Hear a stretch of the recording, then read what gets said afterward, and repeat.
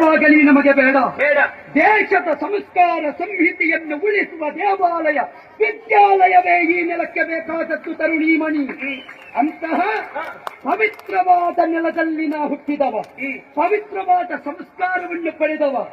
ಈ ನೆಲಕ್ಕೆ ತಾಯಿ ಅಂತ ನಾವು ಕರೆಯುತ್ತೇವೆ. ತಾಯಿ ಅಂತ ಕರೆಯುವ ನೆಲ ಇದ್ರೆ ಅದು ಇದು ಬಿಟ್ಟರೆ ಇನ್ನೊಂದಿಲ್ಲ.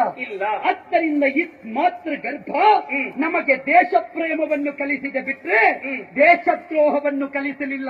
ಈ ತಾಯಿಯ ಸಿಂಧೂರವನ್ನು ಅಳಿಸಲಿಕ್ಕೆ ಬಂದ್ರೆ ಏನು ಮಾಡುದು? ಮತ್ತೆ ಆ ತಾಯಿಯ ಸಿಂಧೂರವನ್ನು ಒರೆಸುತ್ತೇನೆ ಅಂತ ಬಂದ್ರೆ ಈ ನೆಲದ ಒಬ್ಬಳು ಹೆಣ್ಣಿನ ಸಿಂಧೂರ ಒರೆಸಿದ್ರೆ ವೈರಿಗಳ ಸಾವಿರ ಸಾವಿರ ಮಡದಿಯರ ಸಿಂಧೂರ ಅಳಿಸುವುದಕ್ಕೆ ಬದ್ಧರಾಗಿ ನಿಂತವರು ನಾವೆಲ್ಲ. ಆದ್ದರಿಂದ ಒಬ್ಬ ಸುಹಾಸ ಬೀರುವವ ಹೋಗಿರಬಹುದು, ಆದರೆ ಪ್ರತಿಯೊಬ್ಬರ ಅಂತರಂಗದಲ್ಲಿ ಒಂದಾಸ ಬೀರಿಸುವ ಸಾವಿರ ಸಾವಿರ ಸುಹಾಸರು ಮತ್ತೆ ಹುಟ್ಟಿ ಬರುವ ನೆಲವಿದು ಕನ್ನೆ. ಅಂತಹ ಪವಿತ್ರವಾದಂತಹ ನೆಲದಲ್ಲಿ ಜನ್ಮವೆತ್ತು ಬಂದವರು ನಾವು. ಆ ನಿಟ್ಟಿನಿಂದ ಹೇಳ್ತಾ ಇದ್ದೇನೆ, ಮಂದಹಾಸ ಬೀರುವ ಆನಂದವನ್ನು ಒದಗಿಸುವ ಕನ್ಯಾಮಣಿಯಾದ ನೀ ಯಾರು? ಇಲ್ಲಿ ಏನು ನಿನಗೆ ಕಾಯಕ? ಅಪ್ಪ ಅಮ್ಮ ಊರು ಉದ್ದೇಶ ವಿಸ್ತರಿಸುವೆಯಾ?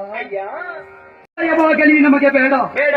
ದೇಶದ ಸಂಸ್ಕಾರ ಸಂಹಿತೆಯನ್ನು ಉಳಿಸುವ ದೇವಾಲಯ ವಿದ್ಯಾಲಯವೇ ಈ ನೆಲಕ್ಕೆ ಬೇಕಾದದ್ದು ತರುಣೀಮಣಿ.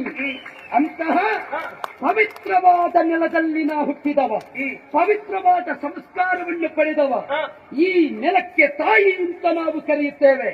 ತಾಯಿ ಅಂತ ಕರೆಯುವ ನೆಲ ಇದ್ರೆ ಅದು ಇದು ಬಿಟ್ಟರೆ ಇನ್ನೊಂದಿಲ್ಲ. ಆದ್ದರಿಂದ ಮಾತೃ ಗರ್ಭ ನಮಗೆ ದೇಶ ಪ್ರೇಮವನ್ನು ಕಲಿಸಿದೆ ಬಿಟ್ರೆ ದೇಶದ್ರೋಹವನ್ನು ಕಲಿಸಲಿಲ್ಲ.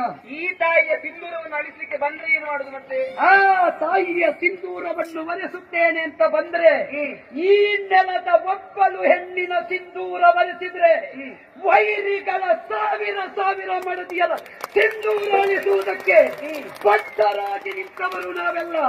ಆದ್ದರಿಂದ ಒಬ್ಬ ಸುಹಾಸ ಬೀರುವವ ಹೋಗಿರಬಹುದು, ಆದರೆ ಪ್ರತಿಯೊಬ್ಬರ ಅಂತರಂಗದಲ್ಲಿ ಒಂದಾಸ ಬೀರಿಸುವ ಸಾವಿರ ಸಾವಿರ ಸುಹಾಸರು ಮತ್ತೆ ಹುಟ್ಟಿ ಬರುವ ನೆಲವಿದು ಕನ್ನೆ. ಅಂತಹ ಪವಿತ್ರವಾದಂತಹ ನೆಲದಲ್ಲಿ ಜನ್ಮವೆತ್ತು ಬಂದವರು ನಾವು. ಆ ನಿಟ್ಟಿನಿಂದ ಹೇಳ್ತಾ ಇದ್ದೇನೆ, ಮಂದಹಾಸ ಬೀರುವ ಆನಂದವನ್ನು ಒದಗಿಸುವ ಕನ್ಯಾಮಣಿಯಾದ ನೀ ಯಾರು? ಇಲ್ಲಿ ಏನು ನಿನಗೆ ಕಾಯಕ? ಅಪ್ಪ ಅಮ್ಮ ಊರು ಉದ್ದೇಶ ವಿಸ್ತರಿಸುವೆಯಾ?